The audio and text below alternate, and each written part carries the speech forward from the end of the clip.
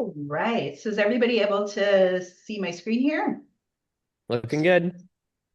Excellent. So I'm super excited to talk to you today about AI. It's one of our favorite areas to work in at Playcanics. Jen, thank you so much for calling me young. I think you just made my day. So thank you. So yeah, and you did a great job of kind of summarizing our team.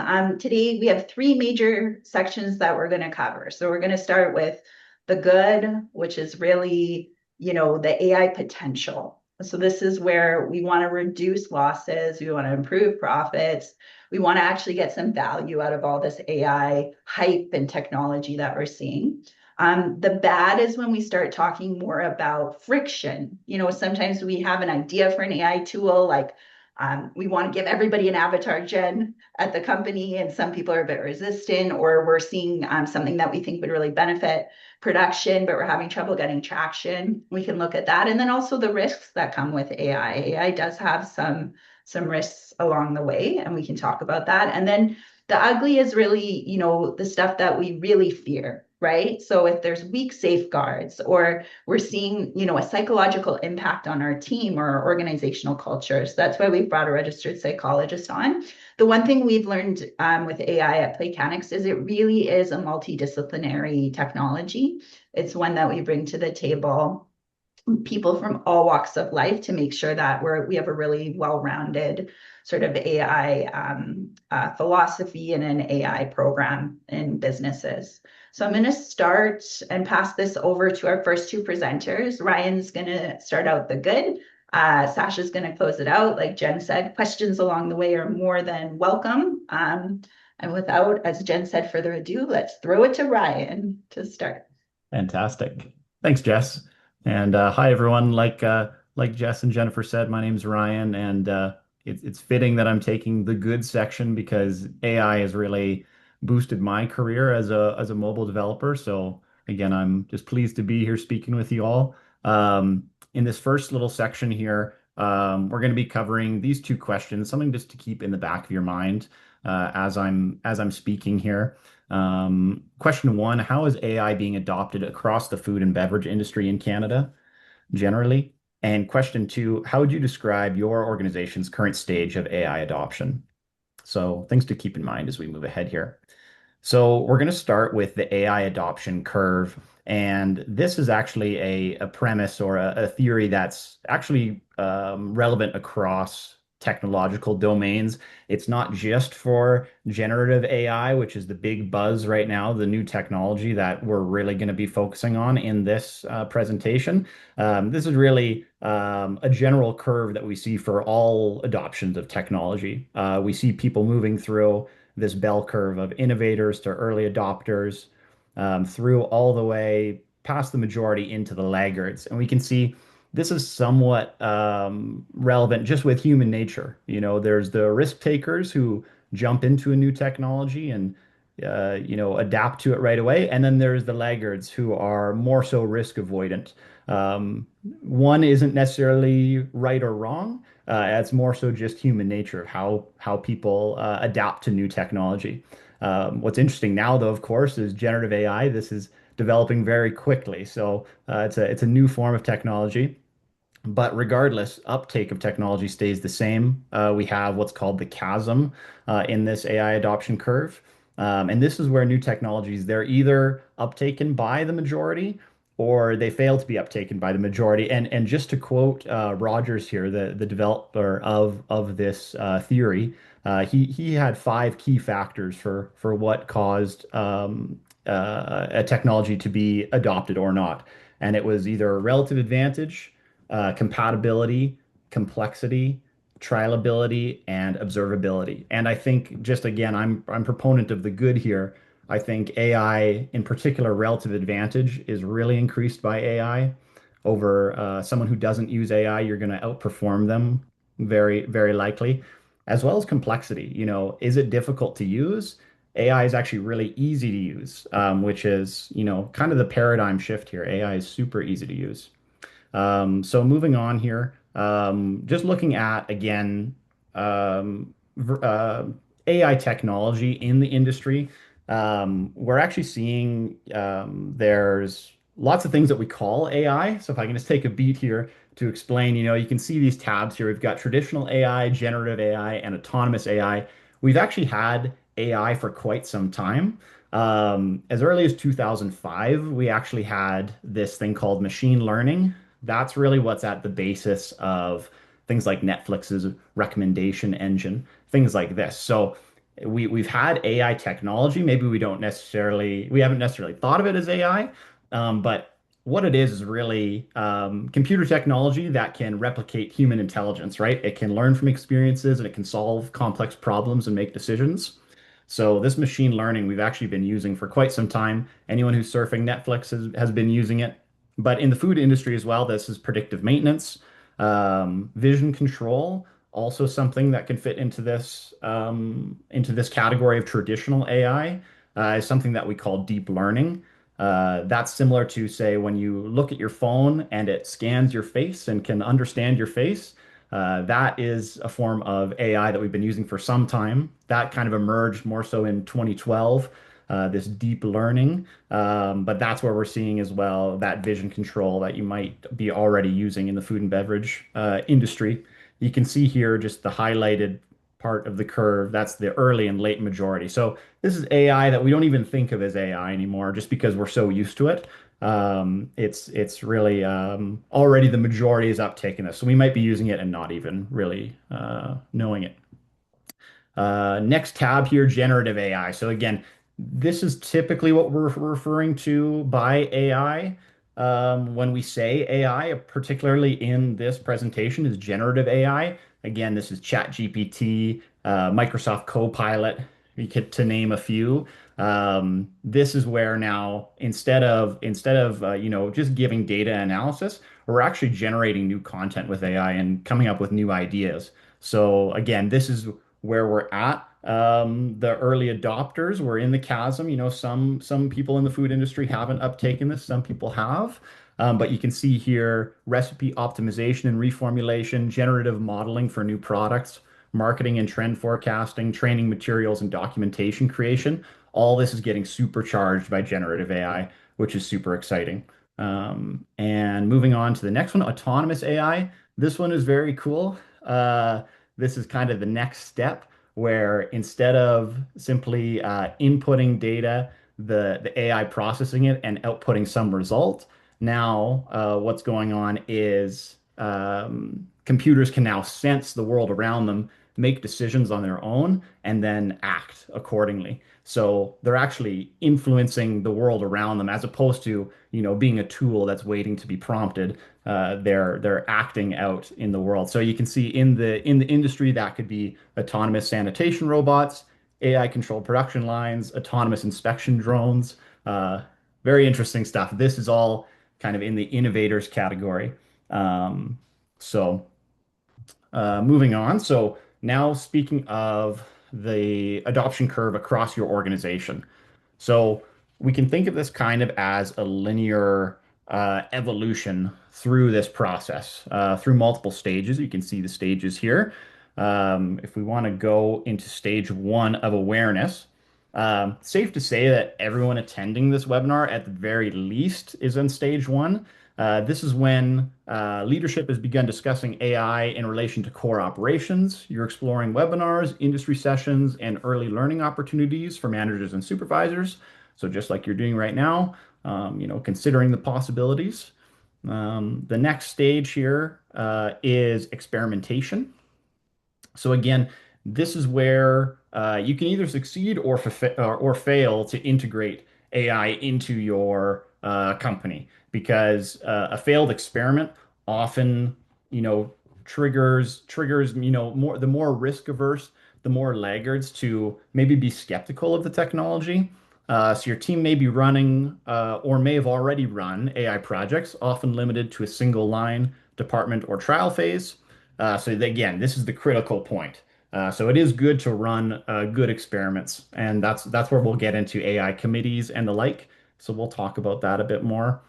Stage three, operational integration. We've got through the experimentation phase. We've had a successful test at this point. AI tools have moved beyond one-off projects and now are embedded in day-to-day workflows. the technology is becoming a core component of how your organization operates. So it's day to day now. Stage four here, strategic leverage. So now at this point, AI initiatives are directly connected to business KPIs. You begin developing robust governance frameworks covering areas such as privacy, health and safety, food safety, ethics, and cybersecurity, typically through an interdisciplinary team. So again, at this point, your AI committee would be in full swing. You know, you have named individuals who are responsible for governing your AI at this point in your company. And then on to stage five. This point is, you can get to it, the transformational innovation. This is what happens when AI is clear to everyone across the entire organization. Essentially, you've roped in the laggards at this point. Everyone in the company is on board. Everyone understands what AI is, and they also understand what the limits of AI are. At that point, you know, it essentially is fully integrated into not only the business, but with the culture of the business. People understand what AI is.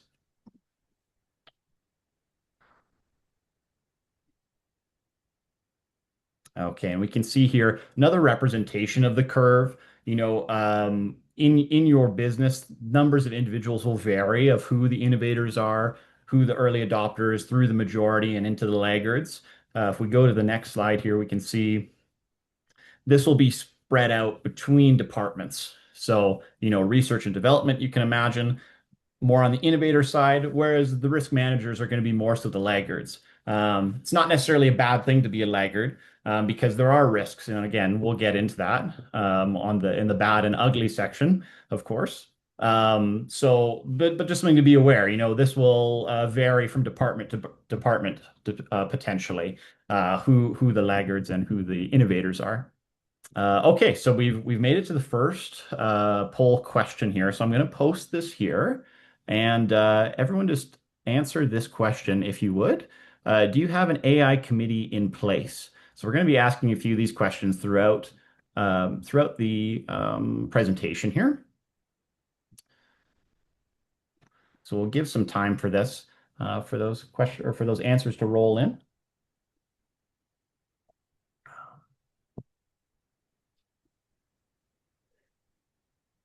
Yeah, so another way to put this, has your organization established a specific group of named individuals with clear authority and accountability for AI governance? That's another more direct way of putting this. Are there individuals who are actually named and have authority over this in your business? Okay, give a few more seconds here. We've got quite a few people answering, which is good. Okay, I will cut that off right about now. Okay, and we'll share those results.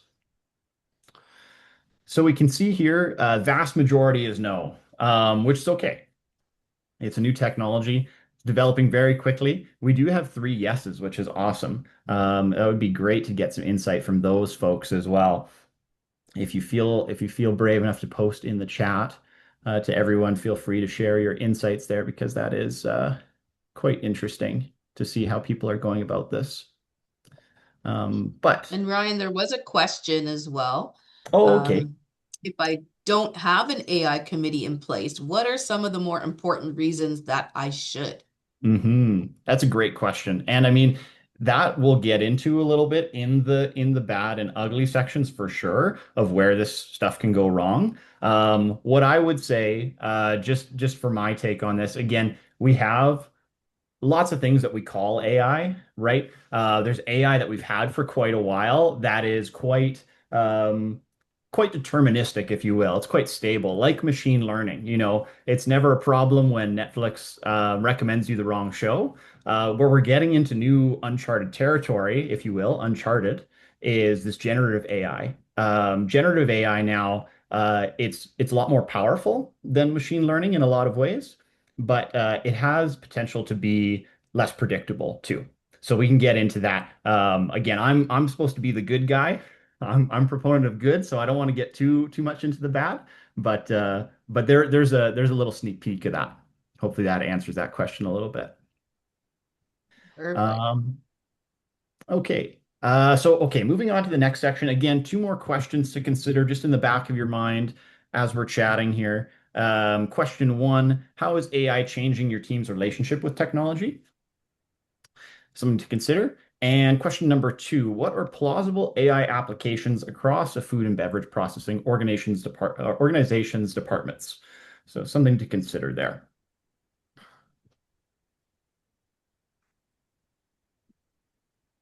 So there's one more question. Oh, yeah.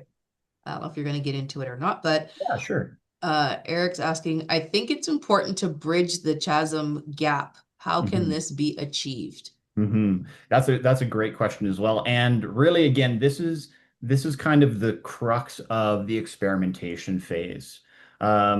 Because at this point, it's really the proving ground of, okay, is this technology going to be useful for us as an organization?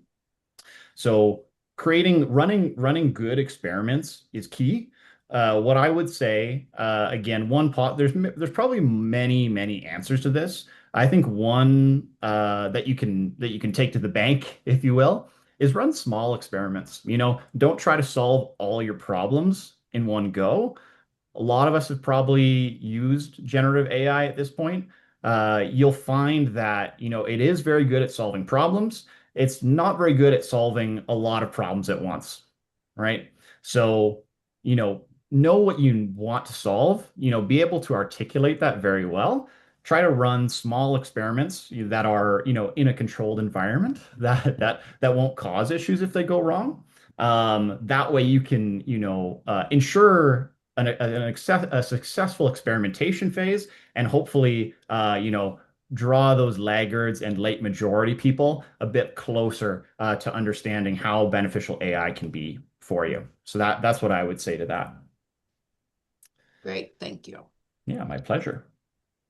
There is one more question as well, I think. Let's see. I'll just read this. We do not have a committee, but we have had lots of discussions surrounding the integration of AI into our operations. There you go. So that's great. Yeah.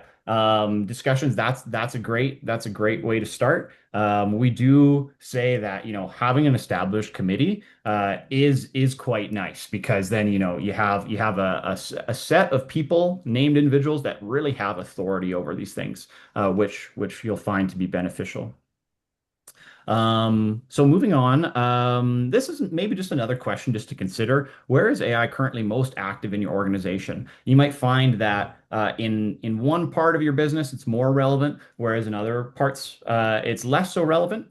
This might be where there's higher risk. You'd see less generative AI, right?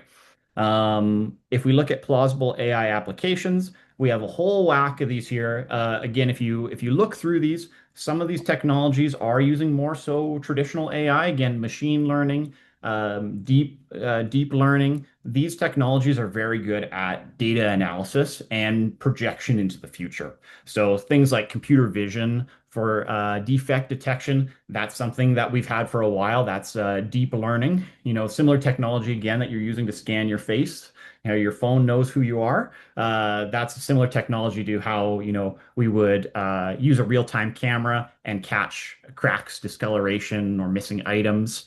But we have some new arising technologies here that are relevant, that are more so generative AI. If we look to the human resources and safety section, you'll see, VR and AI training simulations.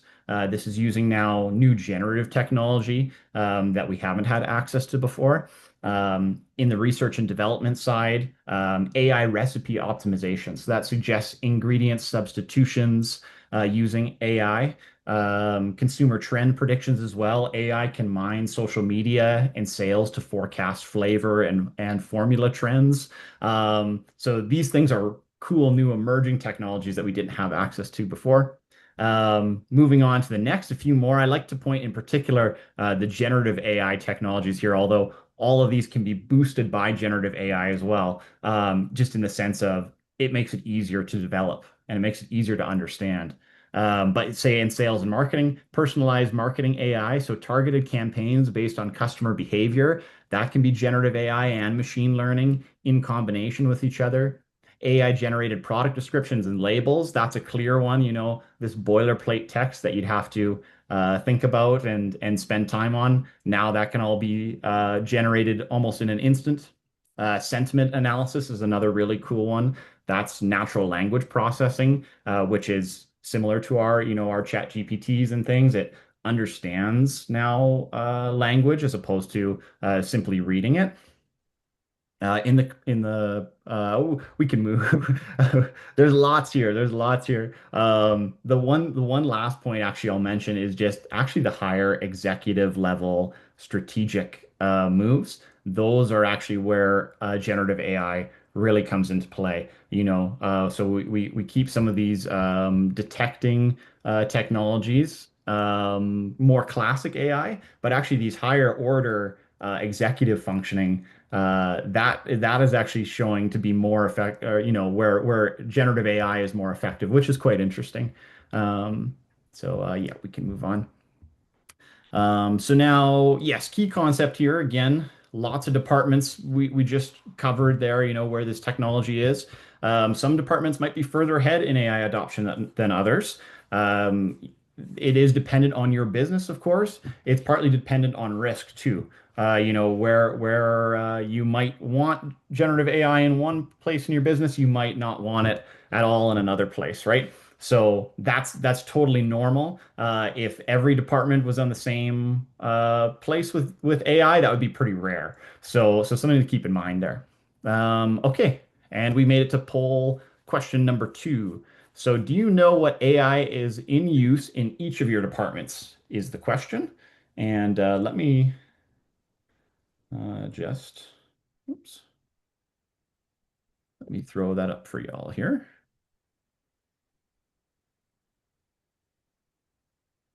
Mm, Oops. Sorry, just a moment here. Mm. Okay, here we go. So do you know which AI is in use in each of your departments is the question.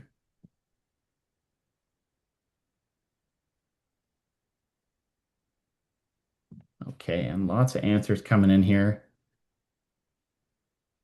Bit of a different split than the last poll, I would say. But we'll give some time for those answers to roll in.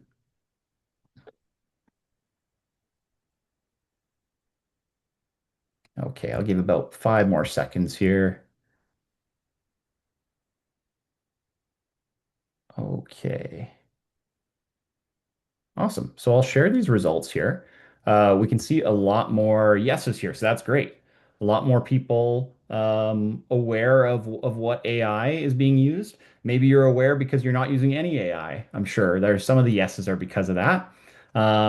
But again, more interesting split here for sure, where we're getting more integrated AI generally into all these businesses. So that's very cool. Yeah, if anyone has insight about how they're using AI, feel free to share it in the chat too, because that's very interesting, I'm sure, if you're willing.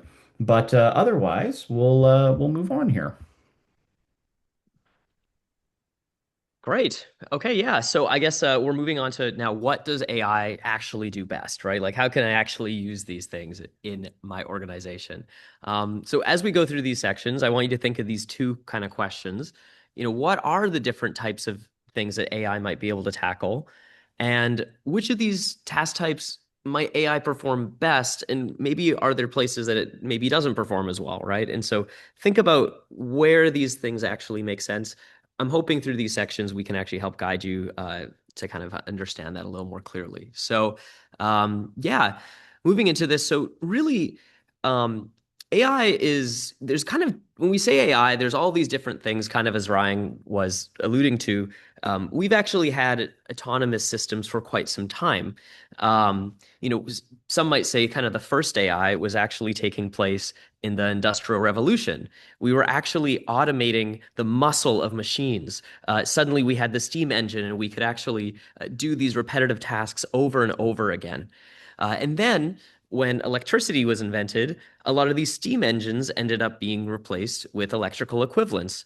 No longer do we need these like big, huge factories. We could actually bring these components down to very small sizes.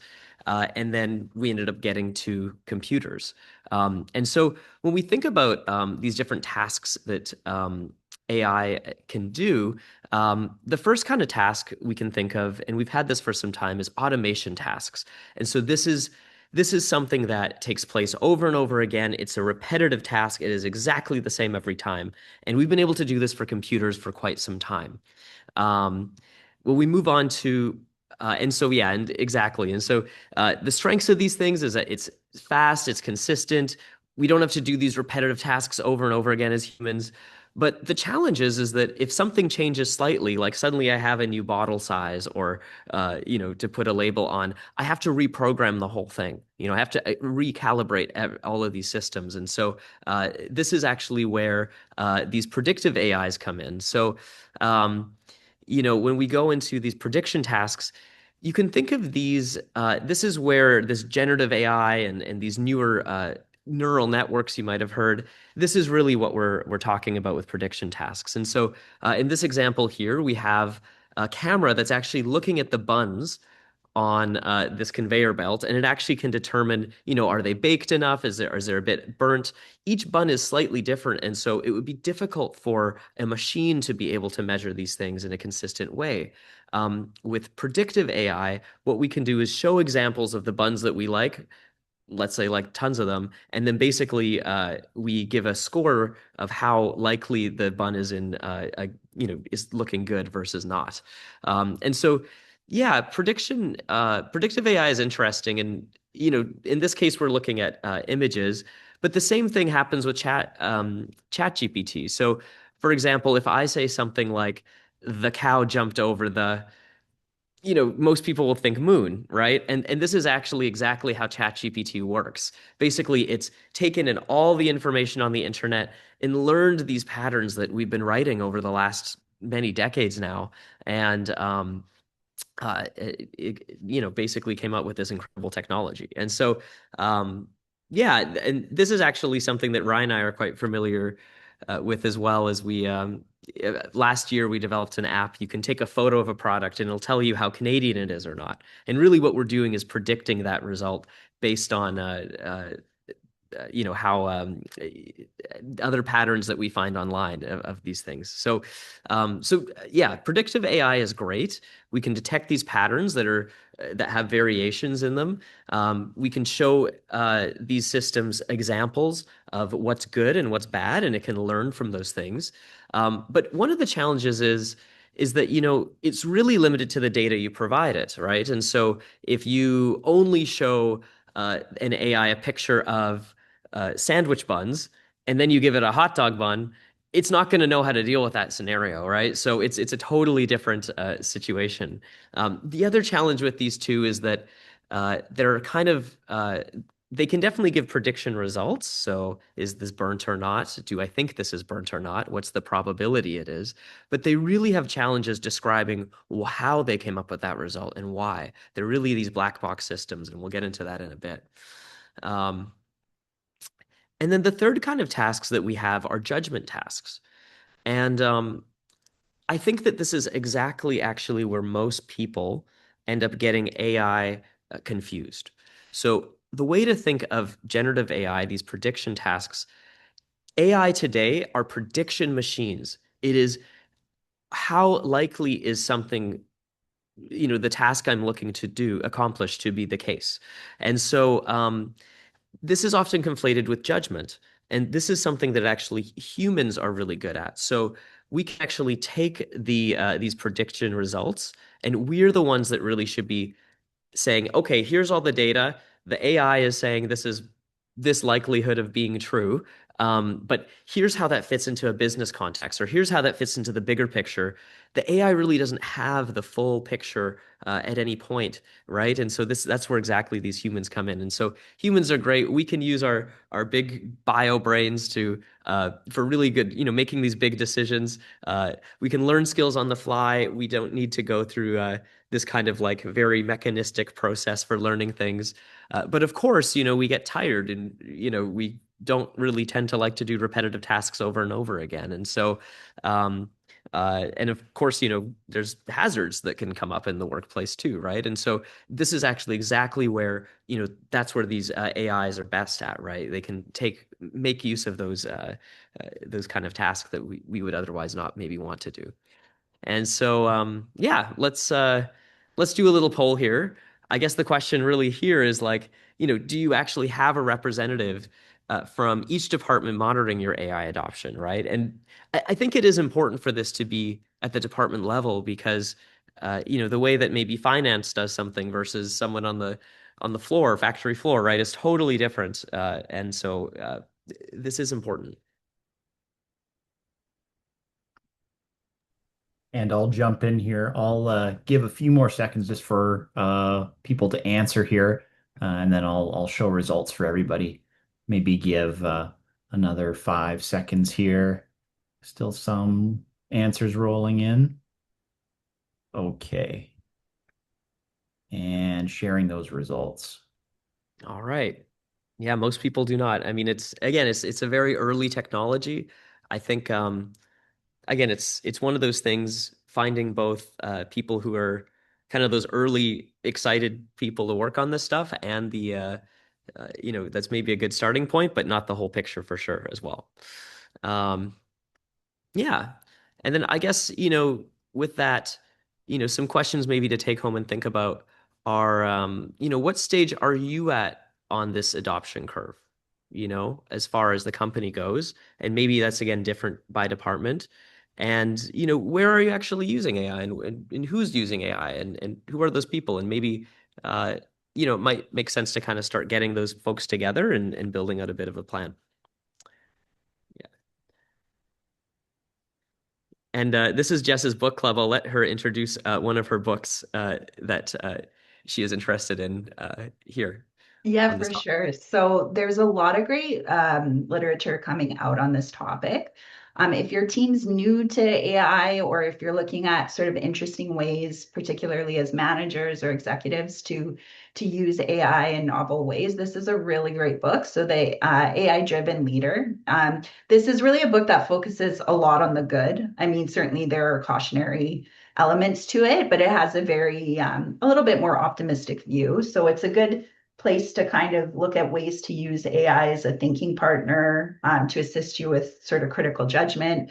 Like Sasha was saying, there are certain things we don't want to sort of outsource in our organizations to AI. And that's something Sarah, our registered psychologist, is going to talk about a lot. But it is a powerful brainstorming tool for managers. A lot of research and development that used to take weeks, months, even years can be rapidly expedited using generative AI. We can also reduce cognitive load, get rid of the repetitive tasks in work.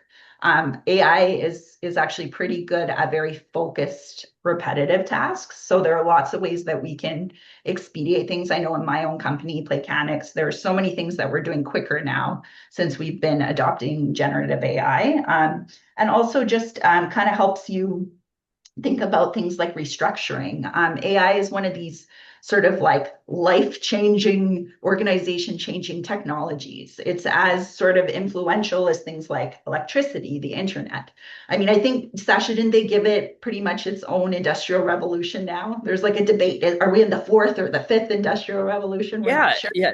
Many people are thinking of it this way, and I think they have. It's a good way to think of it, to be honest. It changes everything. Yeah. Yeah. And I mean, it's crazy because we just had the fourth, and now we're debating in technology, kind of in master's programs around the country. Are we in a fifth all of a sudden, right? Yeah. So that question that came up, what about my organization? Where am I? Where should I be? I mean, the reality is the best thing to do as a manager is really get a snapshot of where you are today. Look at your organization, be realistic, be objective. So we've put together a couple of activities. They're in the workbook that you'll have access to after the workshop today. You can do a detailed organizational assessment that'll give you a bit of a sense of where you're sitting in the stages. You can also kind of see departmentally where you might be, because we saw, some people are in different places, and that's to be expected in the industry. That leads us kind of into the next section, which I get to take, yay, which is sort of the bad. So this is the reality in that chasm that Ryan was talking about. Is technology often is something we try out. We start, maybe you put on a VR headset at one point in your life and you got a bit dizzy and you're like, I'm never touching that thing again, right? You decide, I'm not adopting that. There are lots of cases of that happening. So lots of technology for long periods of time gets kind of caught in that chasm, right? Other people like to call that kind of the tipping point. So technology stays kind of in research and development, and at Playcanics, we kind of love being in that space. We love to be the innovators and the early adopters, and to kind of jump into that. But today, let's kind of jump into what maybe the friction points are that sort of stop technology that could be really useful for the organization. It could expedite repetitive tasks, things that nobody likes doing. It could improve our profitability. What we might ask the question as a manager, why sometimes are things that could be useful to the organization, why are they getting stuck? And how can we kind of unstick them? The other question is just sort of like, how do we move through these different stages, right? So we have a couple people on the call who maybe already have a committee. Other people are like, well, when should I set up a committee? How should I do that? So we're going to look at a couple of those points. So I kind of picked 5 friction points to focus on today. This isn't like the be all and end all of all friction points that you might see when trying to adopt technology in your organization.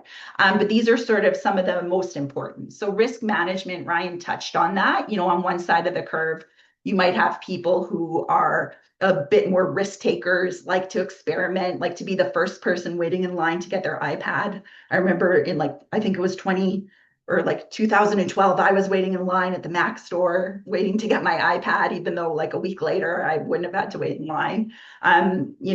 Executives as well, you and your executive might be at different points in this curve. You might have some executives who are more innovators. You might have some executives who are a little more focused on the risk management components of an organization. I know my business partner, with AI, he's more the risk manager when it comes to bringing AI into our organization. And I tend to be more the like, oh, this is so cool. Let's think of all the ways that we can use it.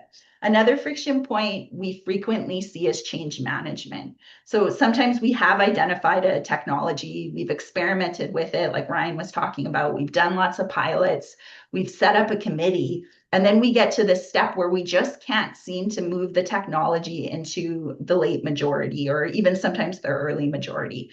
And it's change management that can really assist us in doing that. Another piece can sometimes be data readiness.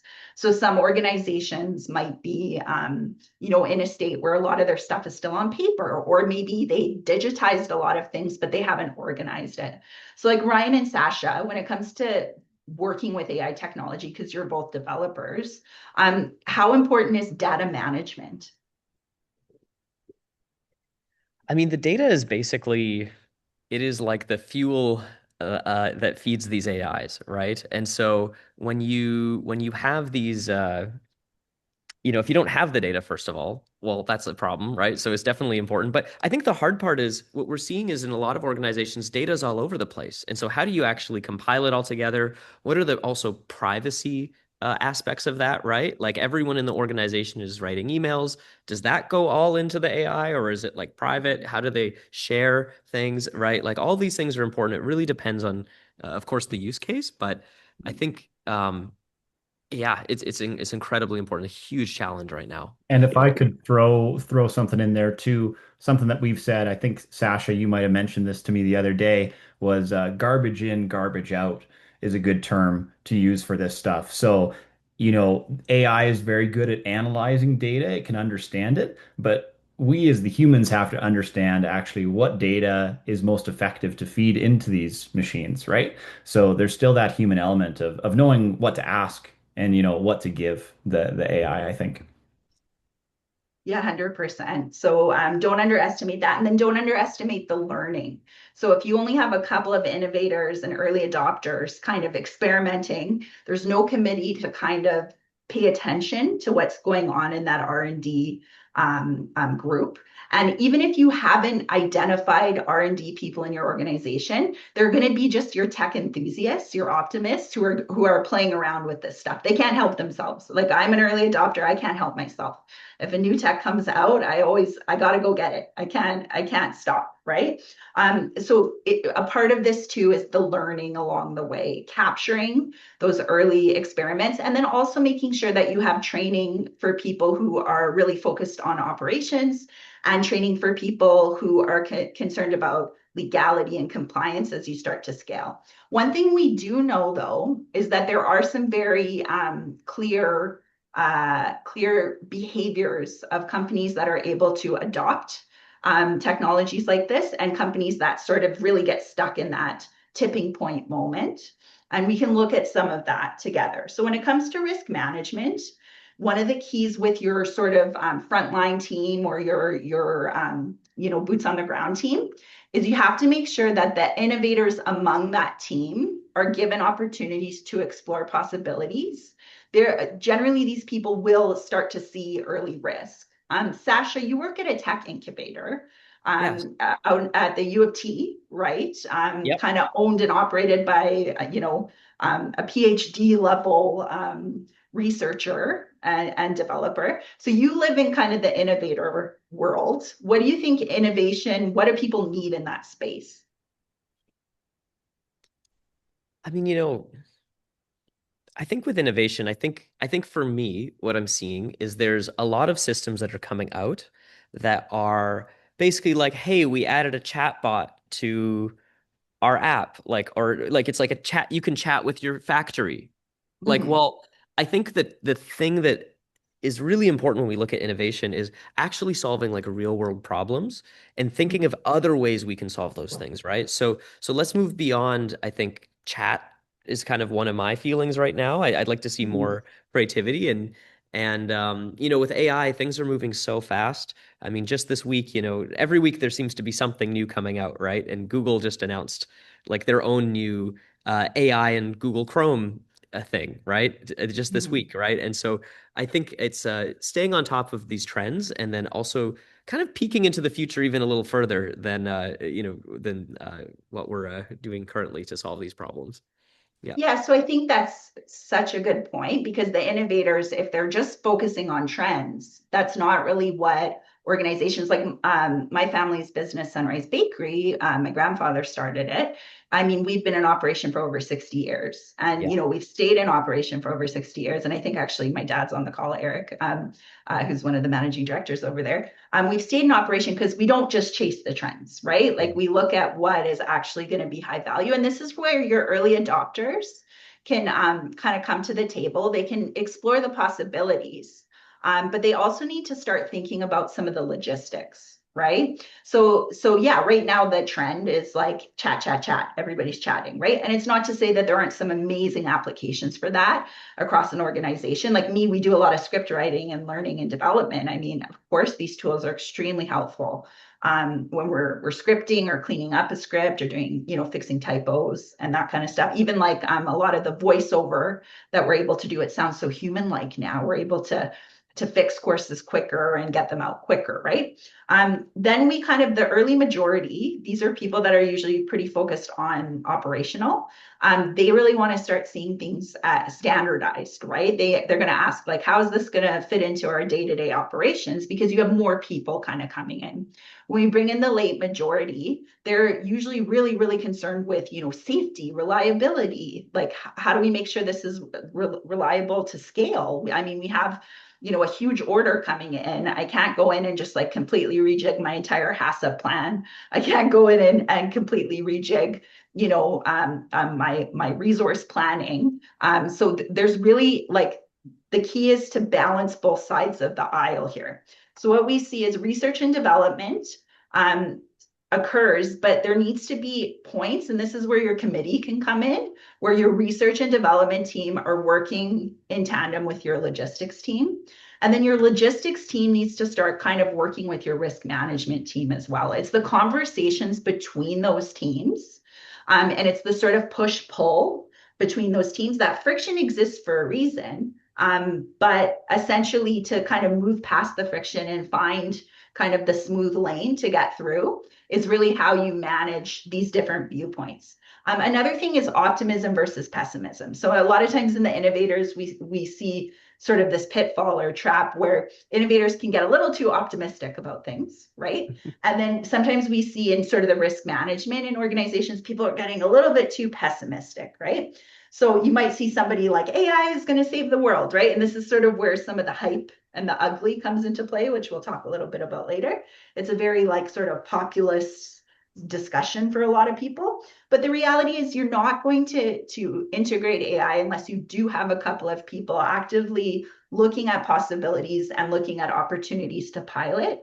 But from an executive level, you certainly don't want to just jump straight into trying to implement everything at scale immediately.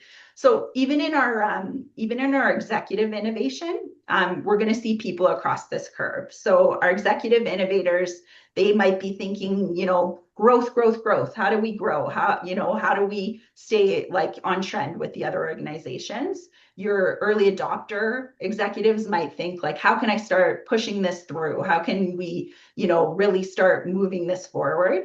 Your operational executives might think like, how are we going to make clear decisions? How can we make sure that we're all aligned? We're all moving in the same direction.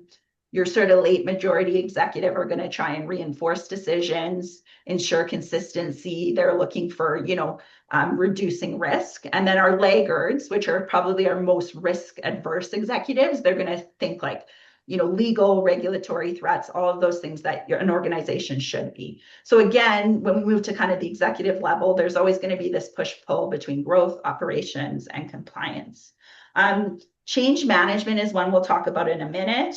Data management we kind of covered, and then learning management is something we sort of specialize at Playcanics, and I'd say learning needs to occur at all points in the cycle. So we're going to move to the next poll question. Ryan, if you can kind of cue that up for the game. Absolutely. Okay, launching that now. So one thing we will find here is that early adopters are one of the most critical roles to kind of get the spark going. So innovators are going to play and kind of tinker, but the early adopters are kind of the group that will spark things into kind of pushing the operation tension, right? So being able to identify these can be really, really helpful for an organization. And kind of an early step in committee formation as well.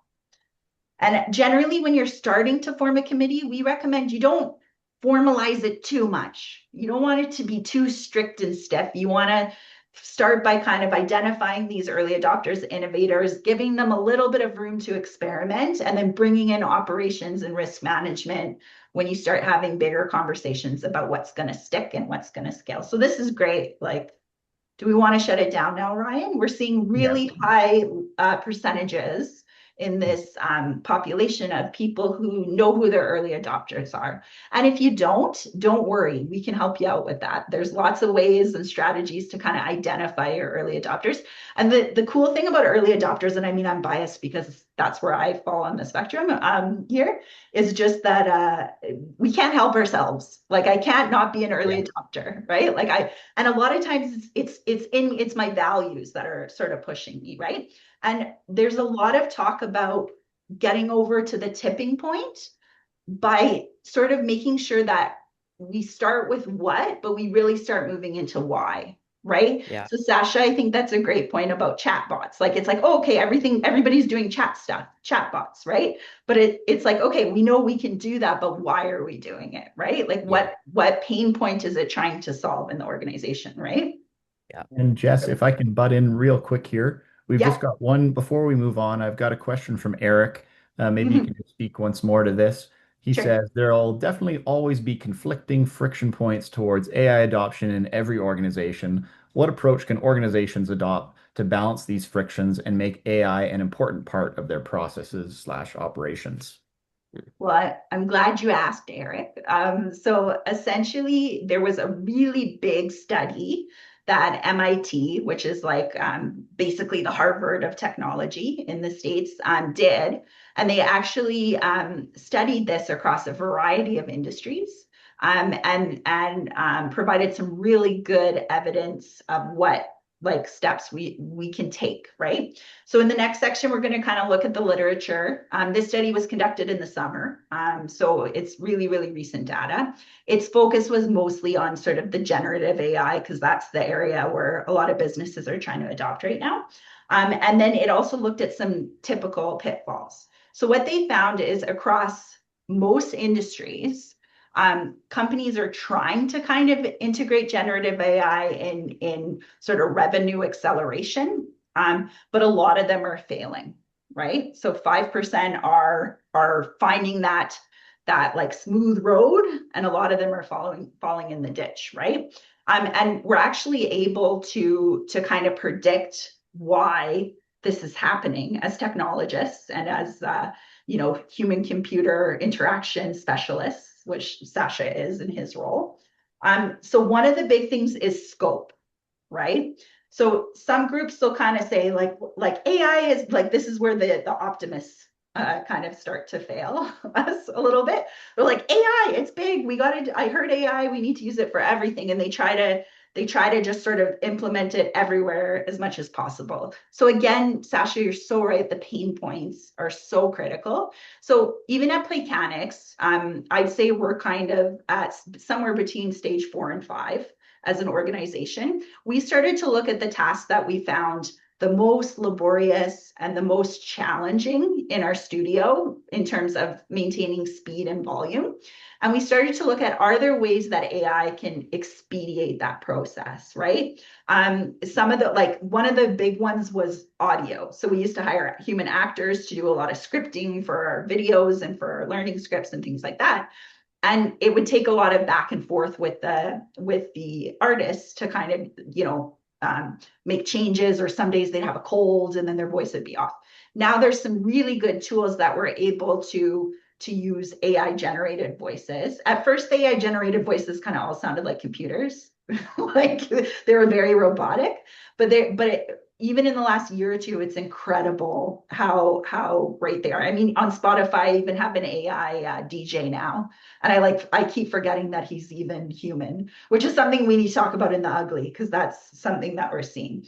Another section here that Sasha's about to talk about is black boxes, right? So it's really important that our black boxes are things that somebody on the team understands.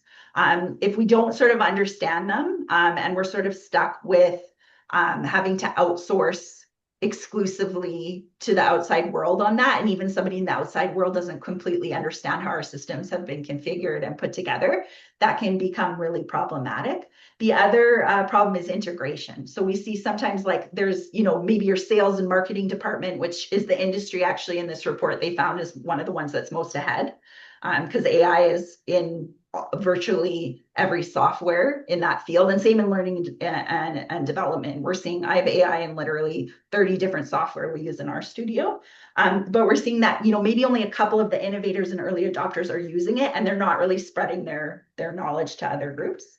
The other thing is a use case. So it's really important that you focus on things that are are eventually going to lead to hopefully some operational efficiency. Like we're not just testing because it's fun, although it is fun if, like for innovators and early adopters, but we want to have some focus to it. The other thing is change management. So again, this like difficulty with making sure that there's training and communication, and there's sort of work that's happening between the different groups. So your research and development, to your logistics, to your risk management team. And then just like your food safety program, it's really important that people are committed. So the executive has to kind of be committed to realizing that AI isn't going away. It's an industrial revolution level technology. And so it is something that's going to creep in. Sasha, isn't there an interesting anecdote about electricity, that there were a lot of laggards in electricity Yeah. back in the And day. well, this is the interesting thing, with when these factories were built, they were all built on basically like steam engine kind of components, right? And they were all big and all whatever. Then electricity came out, and what happened was basically um, for like 30 years after electricity was invented, none of these factories were changing. None of them decided, all of them said, oh, well, it's great at this, but it's not, it's just working as is, right? And what happened is over time, uh, eventually, the factories that were newer and started actually using electricity ended up just like outperforming the steam engine ones like so much, like crazy, right? And so I think again there is like a risk of like taking that early risk like right when electricity is invented, like who knows what this thing is going to do, right? But I think there is it is important to kind of like explore these options in a kind of safe way and understand them and then see how they can actually be used, right? Yeah. Yeah. Yeah, 100%. So in that book that I showed in the first section in the good, he sort of challenges executives to use generative AI to do a thought experiment. And the thought experiment is to say, in the next 10 years, what organization is going to exceed and maybe like exceed my competitive advantage and maybe actually put me out of business. Right. And then in that thought experiment is to kind of think, what business do I need to grow to become to prevent that? Yeah. And then sort of develop a change management plan to support that process. So our company actually did that about 2 years ago, where we said, what company is going to come and overtake our company? Which was kind of a scary thing. It felt a bit alarmist at first. And we kind of like sort of sat back and thought, hey, yeah, no, AI isn't going anywhere. It's in virtually every piece of software that we're using in the studio. There were some people in the studio, some artists and programmers who were a bit resistant to it, but we thought we need to bring on someone named Sasha and someone named Ryan, who are innovators and early adopters to kind of like keep us honest here, right? And sort of bring in opportunities for us to pilot and explore. And, since then we've started building apps with your group. We started incorporating AI more into our service offerings. And now we're even to the point that we're doing business support for businesses in the AI space. So I'm not sure if you're familiar with Kotter's 8-step model. This is a really, really wonderful model. We have a link to their kind of institute and website that'll be with the materials at the end. If you're not familiar with this model, it's kind of an 8-step model that executives can apply. The reality is there's lots of change management models. This is one that kind of came out of Harvard, so we recommend it. But kind of having some sort of change management tool is really critical, and that's kind of what the MIT study showed. He has 8 key steps in the model. We don't have time to kind of go in depth on all of them, although I wish we did because it's such a wonderful model. One of the keys here is to really create a sense of urgency. So we want to do that in the awareness stage, right? So this might be, first step might be doing that thought experiment and saying, oh no, like maybe we are falling behind a little bit here. Maybe we need to start getting more serious about that. And then kind of in your experimentation phase, that's where you might start thinking about a committee. Let's build a coalition. Let's get a couple of our innovators, early adopters. Let's not put all the skeptics on or all the, optimists on. Let's get kind of a balanced team looking at this. Let's build a bit of a strategic vision around this. Think about some pain points, some things that we can start doing. And as that picks up steam, then you start, that team brings some enthusiasm, and then you start really getting that early majority on board. So our operational thinkers start to see the value in how things are going. So on my team, I have a skeptic. My business partner is kind of an AI skeptic, but recently we had him building on our line with some of our AI tools, and we finally flipped him. He said, this is more useful for us. And we started to see us moving past the chasm on a few things. Then after we move past kind of the army piece, we move into enabling action by removing barriers. So this is where organizational commitment becomes important. Same with a food safety management system. This is where kind of it starts like moving into the culture. The other thing is kind of communicating short-term wins. People start seeing the advantage. And then once you really start to see traction, people start to see the value that it's, making the repetitive tasks less laborious. They're able to focus more on important tasks, critical tasks. You can start to really sustain acceleration, and then it becomes a huge part of culture. So let's move to the next poll question, Ryan, if you want to cue that one up.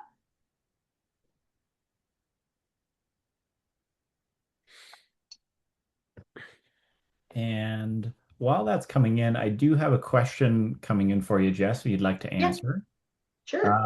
The question is, seems like AI is the next logical step, like how humanity progresses. Just like how we evolved from writing to typing, now it seems to be leading into prompting, analyzing critically, in parentheses, as a foundational key to succeeding in today's world, both professionally and personally. How do we best get our critical thinking hats on the right way to get to the diamonds instead of the coals of the tool?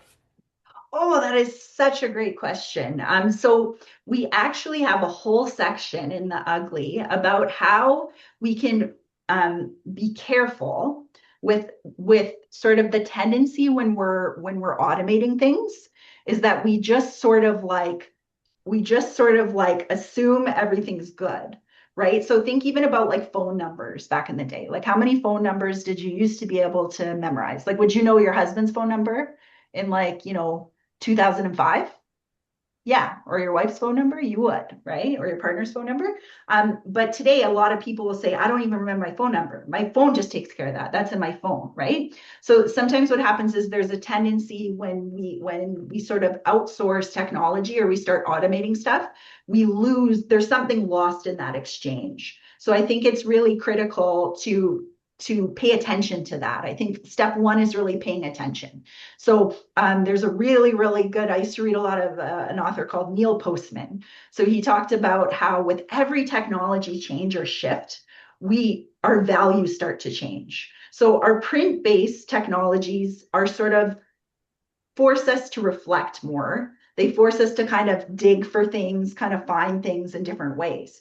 What's happening with AI technology is it moves so quickly that now our expectations are everything's going to move quickly. And sometimes we're not slowing things down when we should to reflect. So that's why we've brought on Sarah, our registered psychologist. She's going to talk about some really, really critical mental hacks for making sure your team is reflecting when they should and speeding up when they can. And I think another key thing is what Sasha pointed out, identifying your tasks at different levels, right? So Ryan, where did we land on the poll?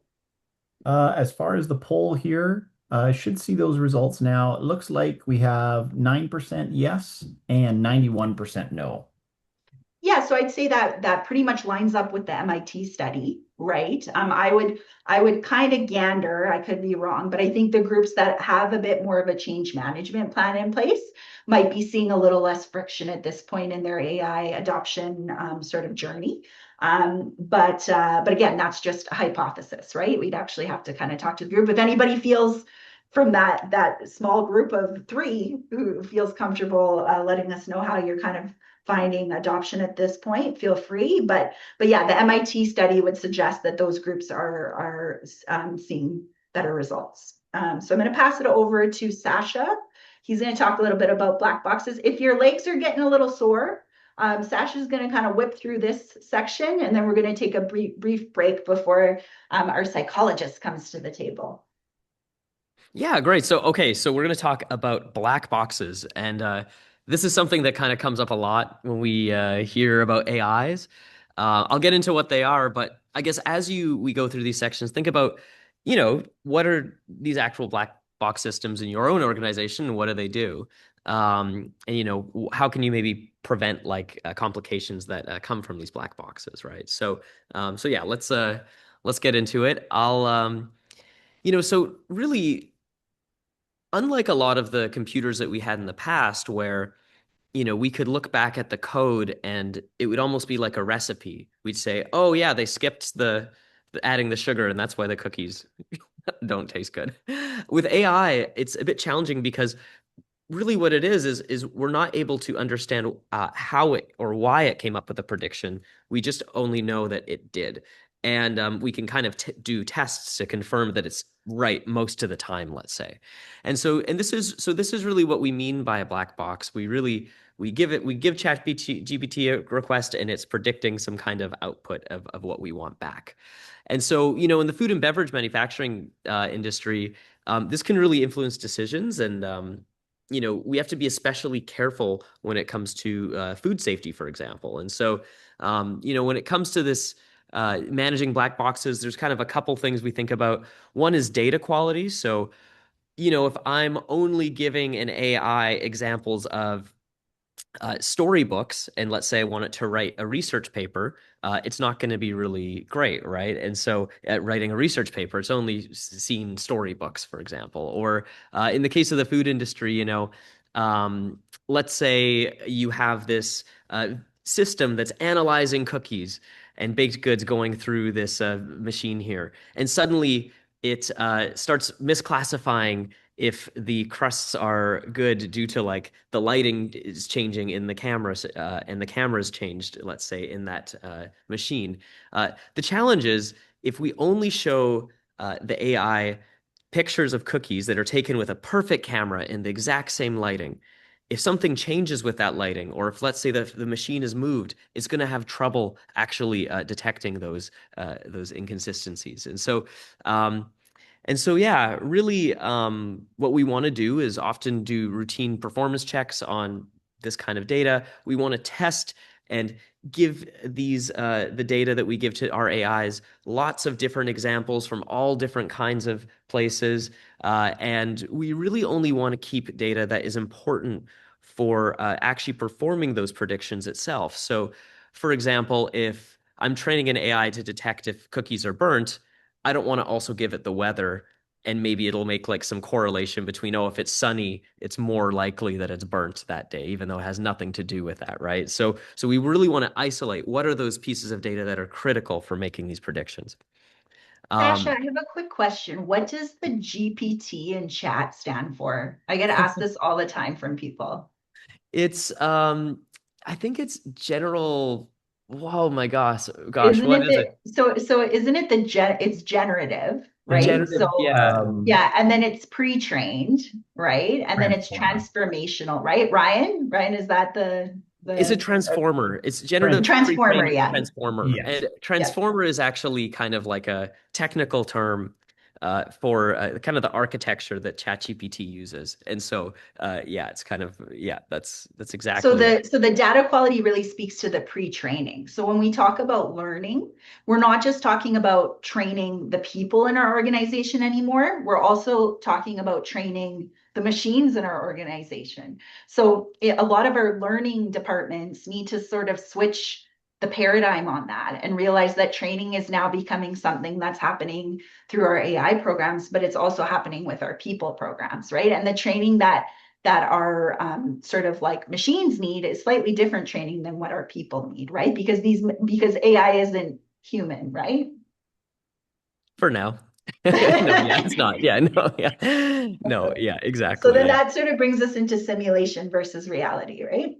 Yeah, that's exactly it. So again, this is kind of a oftentimes what we'll do is when we're training these AIs, when we're teaching them something, we might do something like that in a virtual environment or like a simulated environment or one that's super sterile that doesn't actually reflect the reality of where these AIs will be used. And so, for example, like if we have this AI that detects the bacterial contamination risk, we really need to validate that this actually works in our own environment as well, on top of kind of the simulated environments. And so, yeah, and so I guess again, really, it's really important to kind of make sure that you're aligning these, kind of looking out for like when it's really critical to make sure things are right and validating that they're working in your own environment.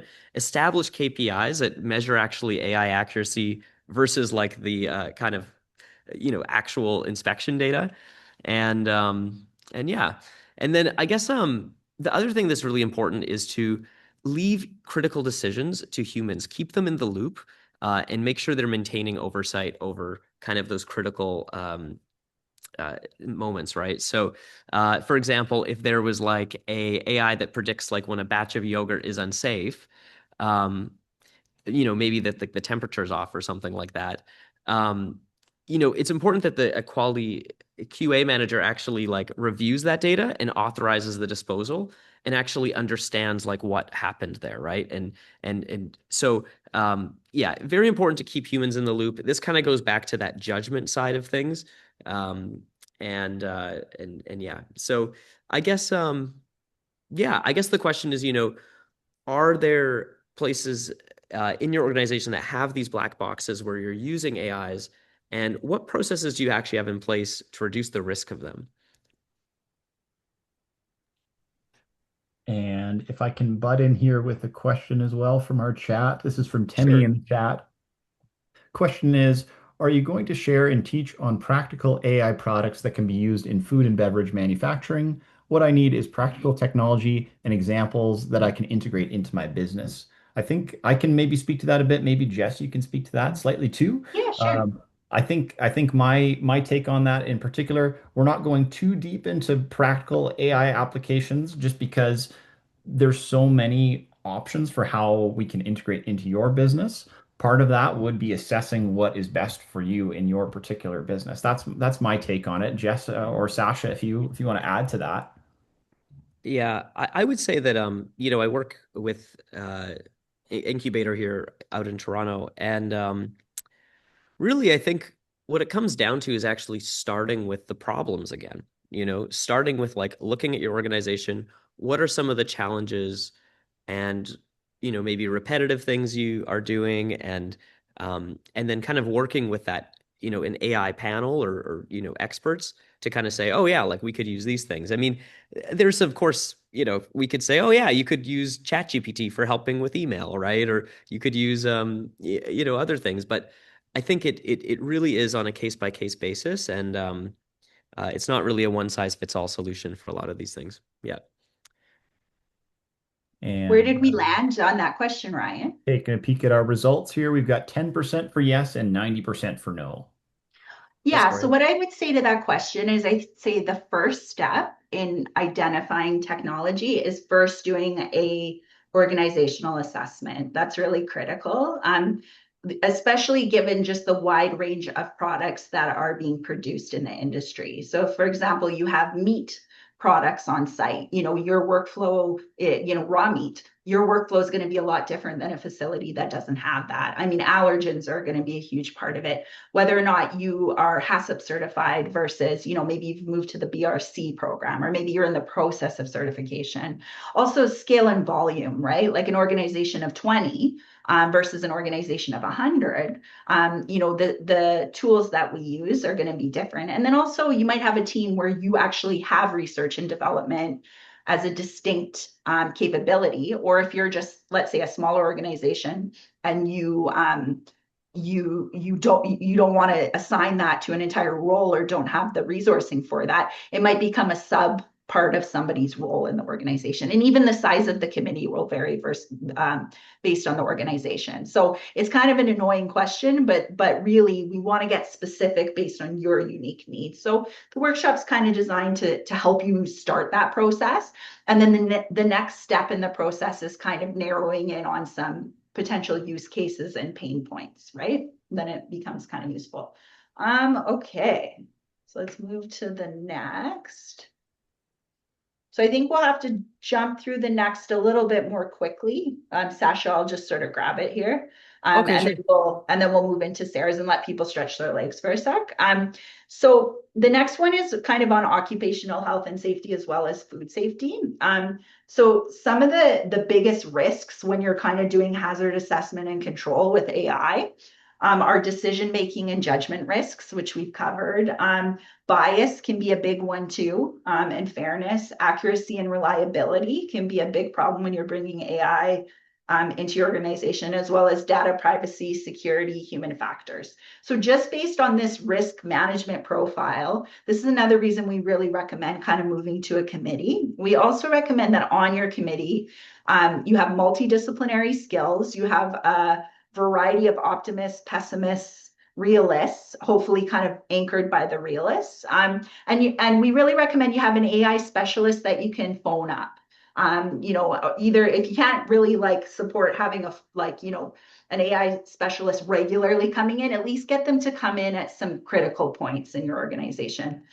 In your OHS program, so OHS is one of my areas of specialization in instructional design. AI, you want it to follow within your normal hierarchy of controls. If you use a slightly different model, that's fine.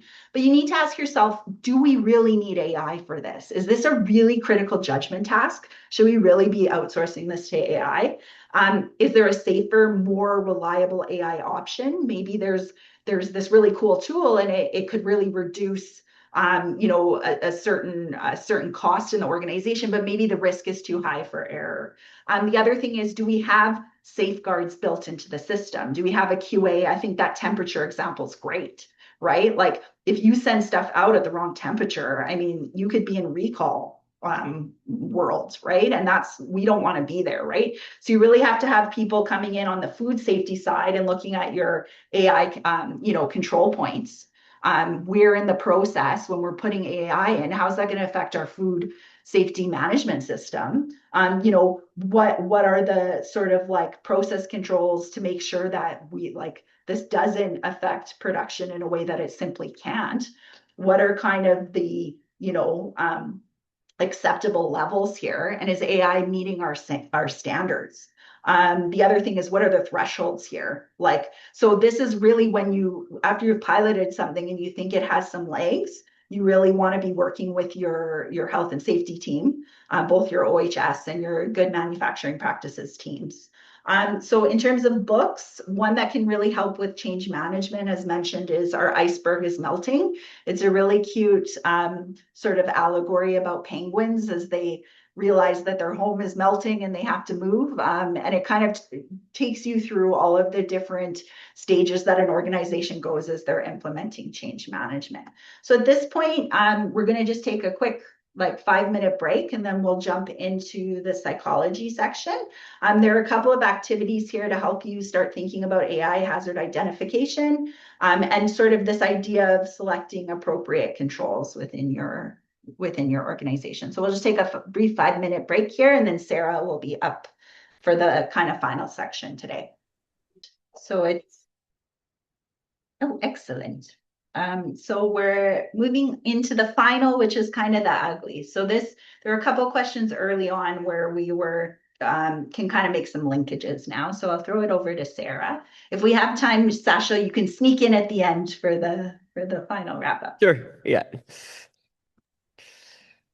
Hi. So I'm the psychologist. So of course, I got brought in to talk about the human component and all of this. We've talked a lot about technology, but then we kind of can't forget that organizations are made up of people, and the people are the ones who are finally making the call. So in this section, we're just kind of keep in mind the questions of how do teams develop and share understanding of AI? How do you protect workers from AI psychological stresses and from harm with all this change that we've been talking about? So I know for myself, right, I would say as a psychologist, I would be on more of the laggard side. I would say my field is a little bit more on that side, right? Because we're dealing with human beings and human mental health. So yeah, like with all the stuff that we're talking about today, there can kind of be a little bit of that fear response, that stress response system that comes online that can kind of get in the way of change at times, right? So, and if you think about our employees in your companies, that fear response can come from them as well. When we're talking about changes, we're talking about different technologies, and lots of people are getting their ideas from AI, perhaps from, science fiction and movies, from social media, their own interactions with generative AI, maybe perhaps how your company has started to roll some of this out, and maybe, other areas.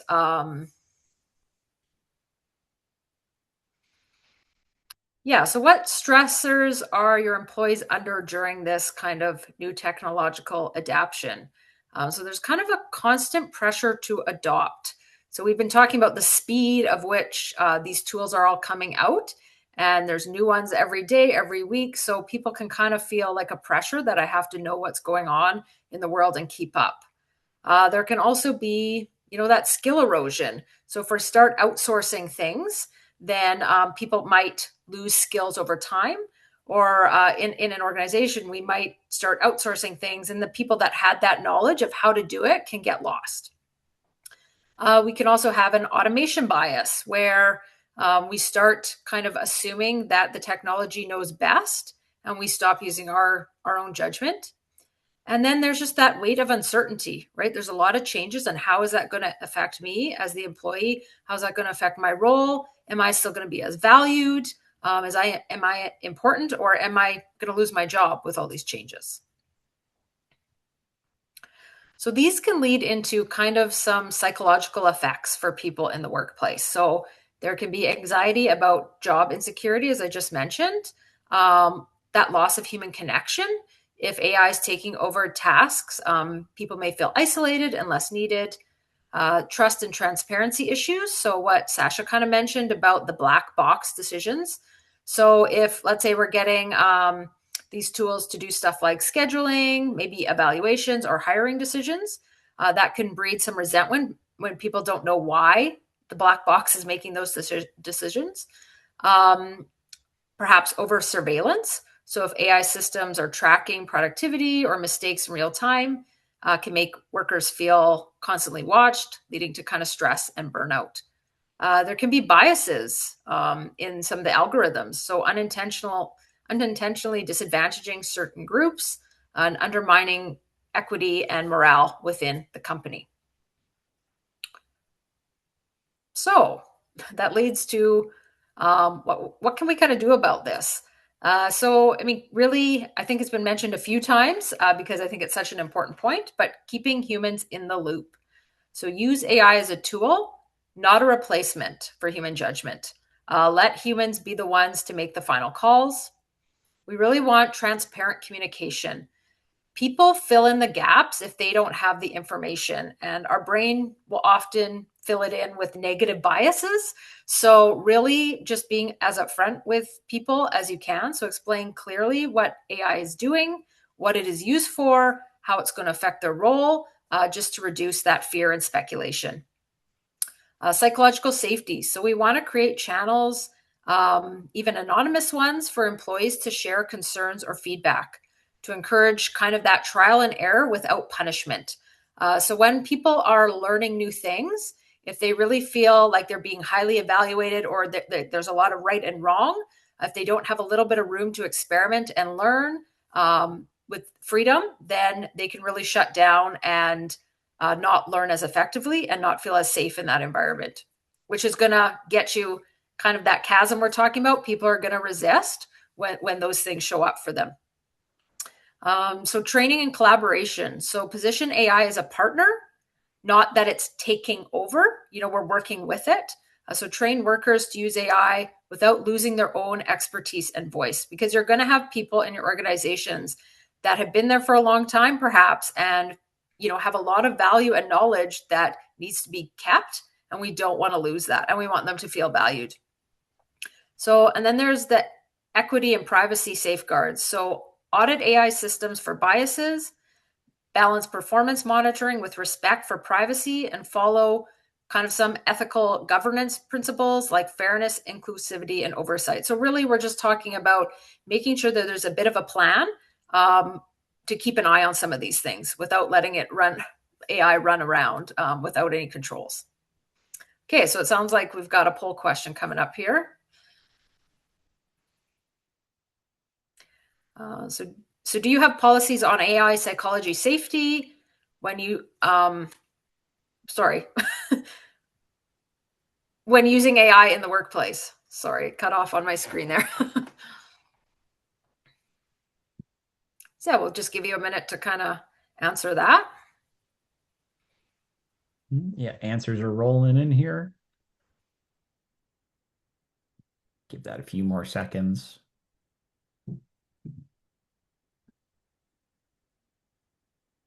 Okay. And sharing results. Looks like we've got 4% for yes and 96% for no. Yeah, and I think sometimes that psychological component is something that we don't always consider or know how to consider, right? Like know what to kind of do about it. But one of my main roles in working with organizations is that burnout factor. There's organizations where if we aren't careful with how we're implementing change, there can be high turnover rates, absenteeism, which can cost a lot for companies, right? If workers, that employee satisfaction, we don't want people getting to that burnout place or the place where they're not going to show up for work or they're going to leave. So those are important things to consider. Okay, so kind of moving on to, we're kind of talking about the individual employee, and now we're going to branch out a little bit to talk about your company. So how might AI start to affect your organizational culture? So keeping that in mind, how can you break the cycle of the brain drain, cognitive shortcuts, and psychological disorders, which might sound like gibberish to you, but don't worry, I'll kind of get into what those mean. Okay, so how might AI impact your organization or culture? So we're going to kind of explore these things. So you can kind of go to the next one, Jess. Okay, so what do I mean by the brain drain problem? So when AI starts doing the thinking reps, like we've been talking about, kind of those repetitive tasks and kind of outsourcing them, people slowly stop using their own. So for outsourcing stuff, kind of like what Jessica mentioned with the phone example, right? When we outsource it to our cell phone, we lose that information. So where automation handles our judgment, it's just a natural thing. Humans disengage. Reflection time disappears. Decisions get faster but shallower. Curiosity fades as teams default to what the system says. We put a lot of trust in the system. We don't have to think. Our brains can kind of be like on defaults. If I don't have to do that, I'm not going to. So that's what the brain will kind of just naturally do. So the organization loses critical thinking, and innovation is kind of the negative result of that. Okay, so why does this happen? Cognitive shortcuts. So with automation bias, we trust the machine because it sounds certain, right? I mean, like I trust my calculator to give me the right answer. I don't question that. But we've learned kind of with the generative AI, it is kind of making predictions and it doesn't always get it right, So there's been lots of examples of, kind of ChatGPT making stuff up, right? Like, and so we have to keep in mind that it's not always right. Okay, so the other thing is cognitive offloading. So again, kind of outsourcing that memory and reasoning. When we outsource it, we take that cognitive load off and the brain just doesn't pay attention to it anymore. Decision fatigue avoidance. So it's kind of a relief. I mean, there's a lot of decisions in the day and a lot of decisions you guys are making in your company. So sometimes there can be a relief that, okay, AI will just do that for me. I don't have to think about it. I don't have to think it through in the same way. So over time, there's less reflection, less accountability, and less innovation as a result, which we know isn't good in industries where you're trying to, those things are crucial for the success of your company. All right. So the impact on critical thinking and culture. So reflection time disappears, groupthink happens. So everyone trusts what the screen says instead of what they see. For example, like we talked about, kind of we forget our senses. So, well, like maybe the AI tool or whatever it is says, no, this isn't good, but we know it is, or the opposite, right? Like we can forgo our own gut, our own senses, and just trust the system instead of using our own judgments. So psychological safety fades as well. So people stop questioning the algorithm even when their gut says something's wrong. Okay. And we've seen kind of, I mean, we've been talking about kind of generative AI a lot, right? And so one of the things that's kind of an emerging field right now is seeing like, how does this actually impact human brains? So the psychological distortions that can kind of come up when we're using these different tools. So often, a lot of them have created to feel very human-like in our experience in using them, especially with chat bots or ChatGPT. So we treat them like that, like they have human qualities, like empathy, which they don't, right? They can they can kind of give us an emotional relief, like we're talking to a real human being, but they are not. So we can kind of treat them as if they're humans when they're not. And like I said, it's a bit of an emerging field, like in my field as well. Seeing how this can go really awry with people. I mean, there's examples of people who have conversed with ChatGPT and have ended up taking their own lives because of the way that generative AI kind of led them down a certain path, right? So we have to be careful with some of these things. And I think, more and more that's coming up for people, where people are using these kind of tools in ways that maybe weren't intended or thought of, and for psychological support, all those types of things. So we have to kind of keep that in mind as well. We're still learning how all of this impacts human interaction. Okay, so how do we break out of the cycle of some of these cognitive shortcuts or things that can come up? So we really want to reactivate human thinking and rehumanize the culture. So we're going to build in slow thinking moments.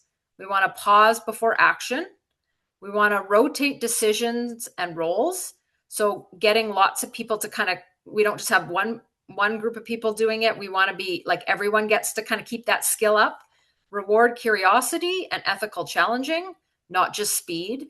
We want to debrief AI decisions like their safety incidents. So really, really look at it as this is a safety concern.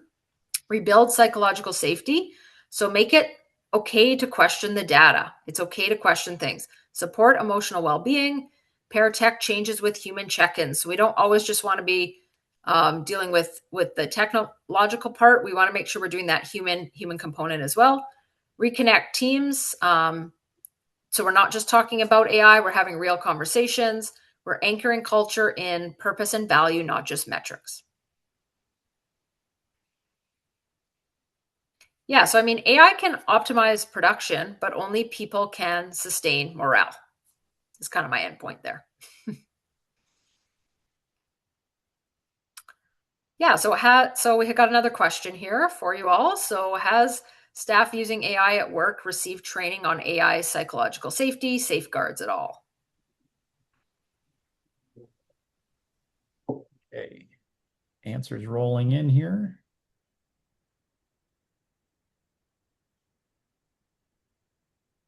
Give that a few more seconds.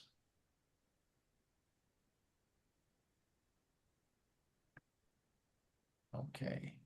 And sharing that. Looks like we've got 5% for yes, 95% for no.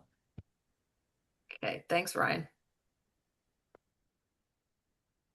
All right, so we're going to move into the final section. We're kind of want to do some question and answer here. So just two things to kind of be aware of when you are selecting tools. So this is more like all of you at some point in your development here are going to be selecting AI tools. There is a lot of snake oil out there. So these are things where it's not actually that effective of a tool, or it won't actually fix your pain point. So just making sure you're selecting thoughtfully. The other thing is to be aware that weak guardrails can lead to occupational health and safety issues, food recalls, which can be really, really damaging for an organization, and things like the human retention and that sort of thing. So we're going to move into our second last question here. So do you feel confident you have a team member or committee that can spot the AI snake oil when you are looking through different offerings and tools on the market? Yeah. Yeah, this kind of goes back to like, you might hear something like, oh, I can just chat with my factory, right? Like, is that really actually adding value to your factory? Maybe not. Or, yeah. Yeah, it can be hard, especially with all of these different vendors out right now. They're all offering all these different things. But, a lot ultimately, as we see in a lot of these innovative kind of bubbles, there'll be lots of companies that come out and only a few winners, right? And those few winners will be focusing on the real problems. So, when I guess you're assessing, yeah, there you go. Yeah, it can be hard. It can be really hard to spot these things. Yeah, so it looks like we do have some confidence in this area in the group, but there are some people in the group, the majority actually, who are saying, I don't quite know how to spot something that's high quality or low quality. So again, the committee can really help you here in making sure you have somebody with AI literacy on that committee can really make all the difference. So we're gonna finish up. Oops, sorry. And Jess, if I can jump in real Yeah, quick, this is a bit of a backtrack, but I think an important question. yeah, for sure. Catherine in the chat just asked, where can we get the training on AI psychological safety safeguards? Where can we So we actually have that training in the works. It's in the sort of hopper. So I know Jen is working really hard in that area right now. So I reach out to the FPSC team to see what the latest and greatest is. Playcanics offers that as well, but we're mostly going to be working with Jen because that's the group we like to work with in food processing, as well as the Alberta group as well. So just to sort of close out the poll, you kind of answered 9 questions. So based on those questions, where do you think you're kind of sitting? Oh, Ryan, it looks like stage 3 went in as experimentation. So we'll just say okay. stage 2 is stage 3. So where are you sitting on the curve, do you think?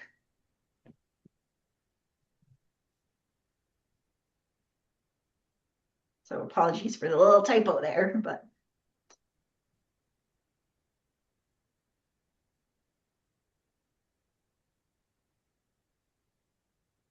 So we'll leave that one open for a few more seconds here, just while people kind of decide. So if during the exercise you were answering mostly no, you're probably sitting more somewhere between stage 1 and 2. One could kind of deduce. But if you're answering yes a lot, that means you're probably moving more into sort of operational and strategic, operational integration and strategic leverage. So yeah, it looks like we have kind of a mix here today.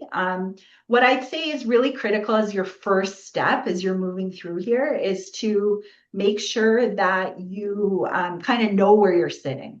So that's really, really critical.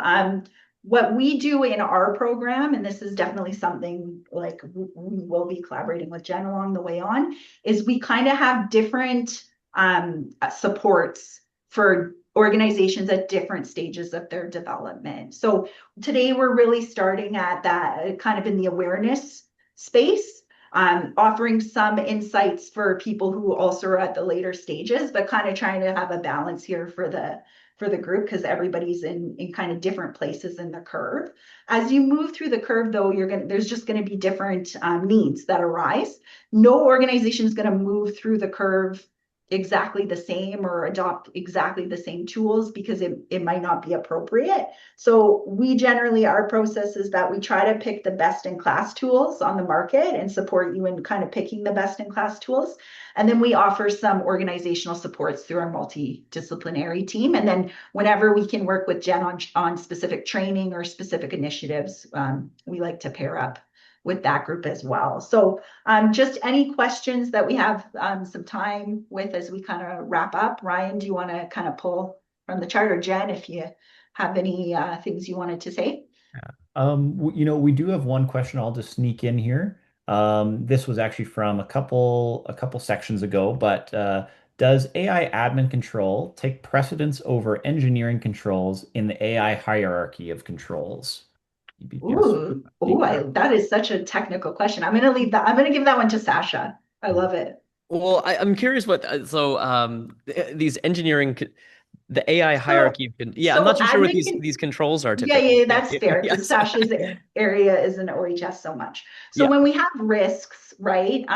When we have a hazard, right? And we've decided that a hazard has maybe like a higher risk profile, right?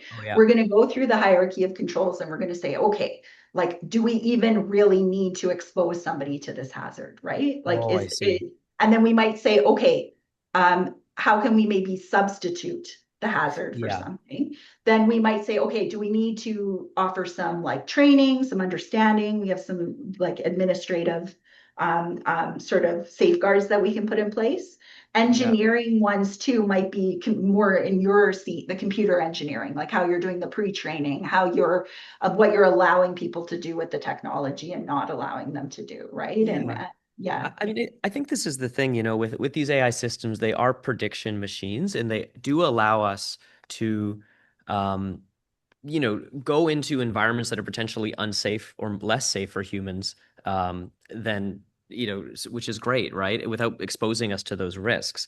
I think what it comes down to really though is like by putting a prediction engine in that is right, let's say even 99% of the time, what risks is that creating a new risk or is it actually reducing risk? And how do you mitigate that extra 1% that's still yeah. maybe So I incorrect, think right? Yeah. what the question asker, and feel free to like chat back and forth with us, is Yeah. kind of saying is maybe that engineering control in the AI universe, if you're applying it to OHS, you want to sneak that one above the other one. Like which is fair. And I mean, a lot of the safety and the guardrails and that sort of stuff are things that, because this is, there's a reason why we used a Wild West theme here, is because AI is kind of as a technology, at least the generative AI and some of the new ones coming up over the last couple of years are still kind of in their Wild West phase.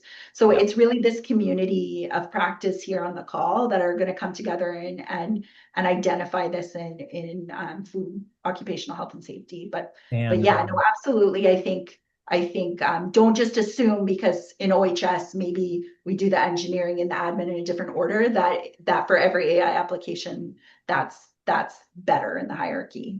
That's why you bring in someone like Sasha, and then you're going to look at your roles. You're bringing someone like Sarah to kind of make sure that those guardrails are like holistically designed for each hazard, right? So And yeah, we've got great, a few questions amazing coming question. in. Yeah. We've got four, so we'll see if we can get to them all. Top one here. How could my organization successfully merge AI adoption into their existing OHS and food safety management systems alongside sustainable practices? Yeah, I think what's really critical, again, we keep coming back to it, is the committee, right? If you do not have a committee, like given the level of regulation in this industry, this is one of the most regulated industries on earth for a reason. Every product that you put out has the potential to cause, harm to the customer, and your job one is that every product that you put to market is safe. So really making sure as managers that you understand the difference between an experimental pilot versus an operational pilot, and that you are leveraging your pre-existing OHS, hazard assessment and control process. But on your forms, you likely already have, very detailed systems in place.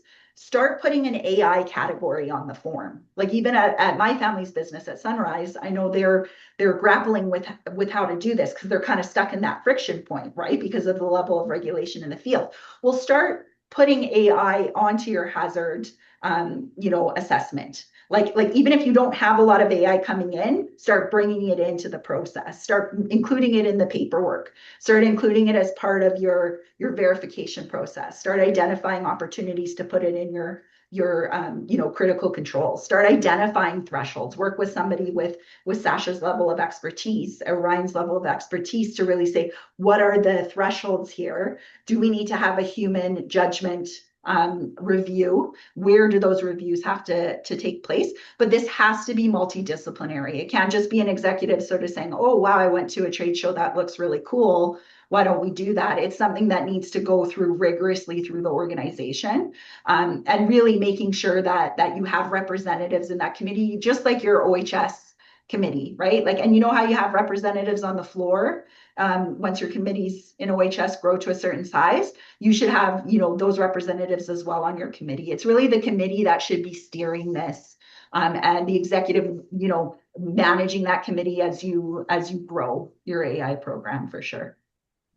Another one here, Jess, and some of what you're saying I think might speak to this one as well, but maybe some slight distinctions. There's so much in the competitive arena for AI services between all the platform offerings. What are some of the most important areas that would be of importance for the food industry when attempting to choose a service/provider? Yeah. I think what's really critical is to really do a personal environmental survey and needs assessment.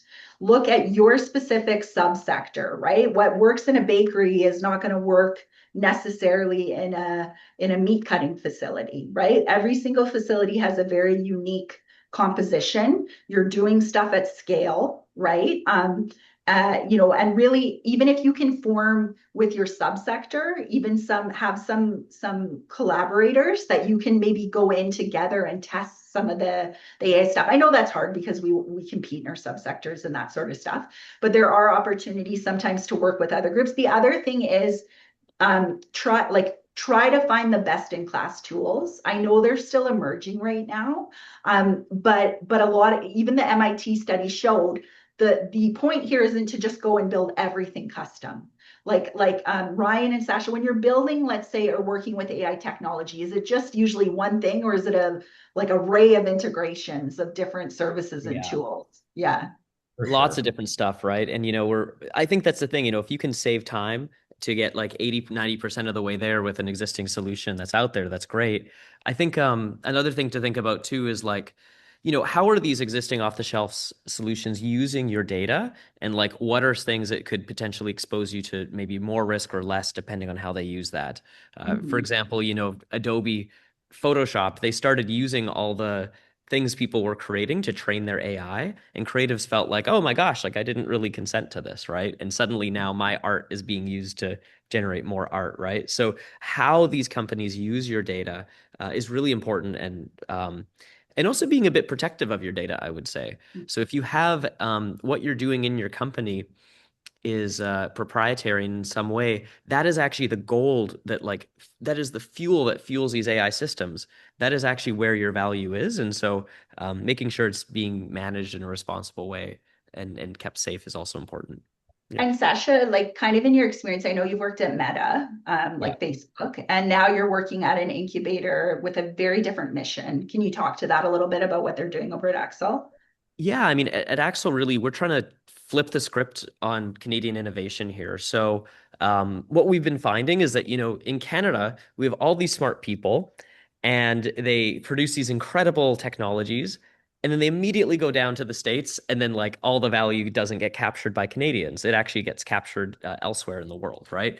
And so, really, what we're doing is we're on a mission to create the next generation of AI technologies here, and really build human level applications that really help humans accomplish new goals. So, in Silicon Valley, they've come up with ChatGPT and all of these kind of AI fundamental core level technologies.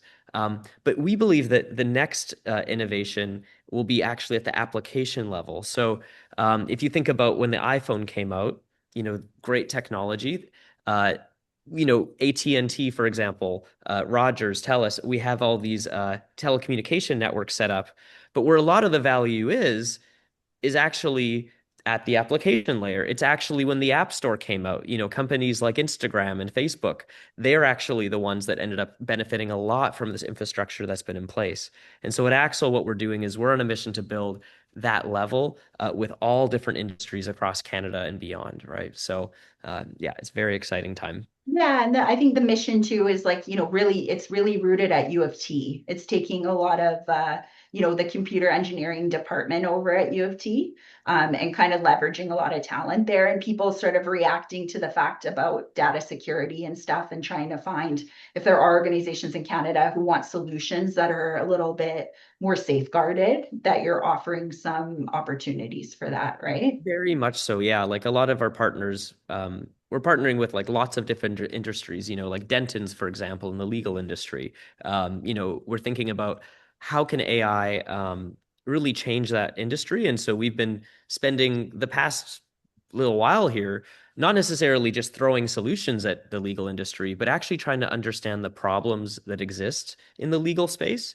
And now we're starting to come up with solutioning only, months later. We're really taking time to understand those problems first. The pitch that we always say is, right now there's a company that is building the company that is going to replace you. So it might as well be you, right? And this is exactly it, right? It's things are moving fast, and I think just like how the Industrial Revolution completely changed all of these different industries and how things are manufactured, we're going to see the exact same thing happening with AI. And so it's a really important time to think about these things. And there's a lot of Canadian programmers kind of centered at the U of T who are working towards solving some of this, Oh, right? very So much so. And the yeah, University of Alberta, yeah, yeah. the co-founder of ChatGPT came from the University of Toronto. That's the technology was invented in Toronto. And Yeah. yet, of course, we're not capturing the value here in Canada as much as we could be. So, and so these are kind of things that we're thinking of. So yeah, and food needs to come to the table. We're seeing that you're getting on Definitely. board now, but there are people wanting to collaborate with the food industry now and to kind of bring tools that already exist to market and kind of help you select high quality tools for your really specific pain points. So if you're interested, there's lots of opportunity out there. Wonderful. Yeah. Well, we're at 2 minutes after 3. There were 2 more quick questions. Maybe we can look at them quickly. I can read those out real quick here. Top one, can you speak to setting up AI policies for the company and employees? Yeah, absolutely. So I think it's really critical. You want a couple different categories in your policies, right? You're going to want to have something around OHS. You're going to want to have something around food safety.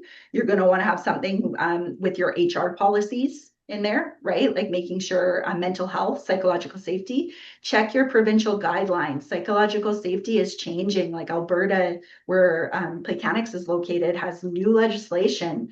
Really pay attention to that. Bringing people with a psychological, sort of background and registered psychologists to the table is really critical. The other thing is on committee governance, right? So the committee becomes more and more important as you start to adopt on that curve, right? So I don't think you can set up a committee too early, honestly. You can definitely set one up too late, and I think you'll be hurt by that. So the policies, though, make sure that they're flexible enough in the early stages while you're still learning, that it doesn't become too regimented. But once you're scaling, you want to make sure stuff is ironclad. Like you want that all documented through your HACCP thinking, through your verification steps, your critical control points. But yeah, I'd say kind of breaking it into those chunks and then bringing the right representatives to help the executive draft those policies. So you don't want your HR department doing your food safety section and your food safety section doing your HR section. You want to bring the appropriate team in. Okay, and one last question we have here. I am really interested in how AI can better some of my marketing approaches, but are there any recommendations or suggestions on how I can utilize it to better my internal processing workflows, strategies, and potential reviews for improvements generally? 100%. So marketing is one of the areas that we're seeing adoption the quickest, along with learning development. There are so many amazing tools. So I mean, even a tool like Canva, a lot of our 2D designers, I know Richard over at Food Processing Skills Canada too. There's always been a debate. Should I use Adobe, which is kind of the tried, tested, and true tool, or should I use Canva, which is the up and coming tool? I know, Sarah, you've been growing your business and you're not a graphic designer. You've been putting together a lot of beautiful work using Canva, for example. That tool has been developing a lot of really nice work. A lot of the art that is used in marketing can now be supported by AI generated images. Like even Sasha, I know you were working on a website design this week with my co-founder, and he was saying like you were a whiz. You were like, oh, I want to change this on the image. I want to change that. He said he's never seen a programmer be able to design that quickly. And it was because of AI, right? Yeah. So I would say it also helps a lot with copy, sort of thinking through some of even your strategy around marketing. So you can use it for the very specific, like I want to make an image, or I want to, make sure that I have sort of like nice text, or I want to make sure I pick the right color, or that my composition is balanced. But you can also use it to help with sort of ideating and brainstorming around marketing policy, marketing planning. We are seeing a huge shift in how people are searching for your products.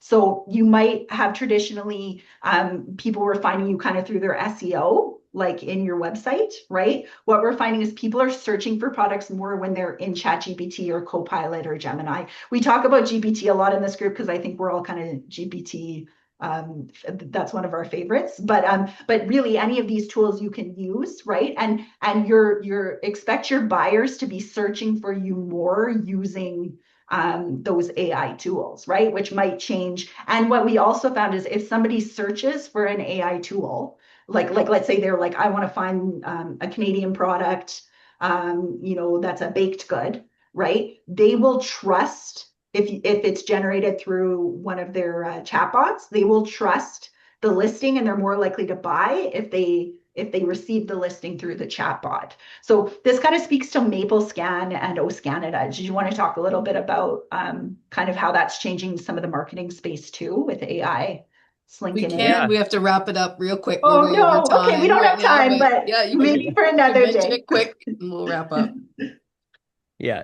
No, I mean it's great. I think that has helped a lot. I've been using AI to just assist like with even app store descriptions and things like that. So yeah, MapleScan, Canada, these are Ryan and I's apps we made to help people identify Canadian products. And yeah, I used it a lot even for iterating on like logos for the potential app and like getting ideas. I think the key is though, you still want that creative genius to come from within, right? So a lot of the times I don't ask like, give me an app icon. I say, hey, these are kind of the things I'm considering. I've sketched out even maybe some rough ideas. Help me multiply my creativity is kind of how I see it, right? Not necessarily replace it. Yeah. 100%. Yeah, 100% agree. Very good points. The prompts are the key, I guess, to a lot of these AI applications. And even when it comes for the marketing, the video, like NVIDIA, the Gen Next, or whatever it's called to create your videos, it's amazing how fast those can be put together as well. And they're getting better and better. So there's so many tools, and it's true, it's hard to decipher everything, but trial and error. I think we just try. Honestly, that's what we do. Try different Yeah. things and see what we like best. So Claude's my new best friend. I love Claude. He's awesome. So I'm even thinking in terms of we maybe have a part 2 to this session. Maybe we focus on the plausible AI applications for the food industry, because I think that's really, people are really looking forward to that and getting maybe delving a bit deeper in all of the types of AI or program that's available, like in food safety, quality, supply chain, logistics. Like we can really go through your list in depth that you have around the plausible AI applications. Oh yeah. Oh yeah, we would love to come back and do like some demos of sort of the leading edge stuff in the different categories if you would ever have us back. So yeah, that would be wonderful. Perfect. Well, everyone, thank you so much. This has been great. I think we've learned a lot. It's a lot to digest in a couple of hours. I think the team did a great job in breaking up the different areas and components. And, if you need some support, or you want some help in these areas, Playcanics is they're available. You can work through us or contact us and put you in connection with them to help with any areas that you may need assistance with. There's a great reading list. You will get this as well as part of your package that we will be sending you after the workshop. So you'll learn a lot more of these great reads and information. But yeah, lots going on. So we know we have a whole new ministry just for AI in the federal government. They're really trying to align that to many of their other departments and sectors and so forth. So I believe there's some AI strategies coming up. As well. So it's going to be, I think, a part of our future for good. So the more we lean in and delve into that, I think the better off we will all be. But yes, we're going to have our next session, February 19th, which will be from compliance to confidence around food safety. Our guest speaker will be Paul Valder. He's CEO of Culture Advisory Group. So mark that down in your calendars as well. February 19th from 1 o'clock to 2 p.m. is our next session. And we hope you all have a great day. Sorry for keeping you a bit longer than usual, but thanks to everybody and have a great rest of your day.